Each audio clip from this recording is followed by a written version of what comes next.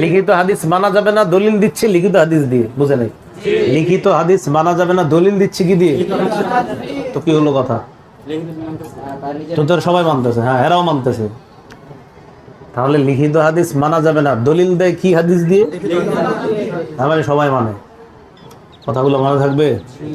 তো বলছিলাম হাদিস অস্বীকারীরা ইদানিং কালে তাদের প্রাথমিক দিকের একটা কথা, লিখিত হাদিস মানা যাবে না। আরেকটা বক্তব্য ইদানিং আবু হুরায়রা রাদিয়াল্লাহু তাআলা আনহুকে প্রশ্নবিদ্ধ করে তারা, ভয়ঙ্কর ভয়ঙ্কর কিছু শব্দ তার উপরে আরোপ করে। কোন সাহাবী?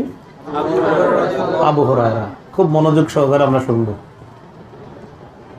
আপনারা একটা হেডলাইন আপনার খাতার মধ্যে ইয়ে করেন যে সাহাবীদের মর্যাদা, সাহাবীদের প্রতি সাহাবীদের মর্যাদা। আমরা ভূমিকা আবু হুরায়রা রাদিয়াল্লাহু তাআলা আনহু সম্পর্কে জানার জন্য শুরুতে ভূমিকা জানবো।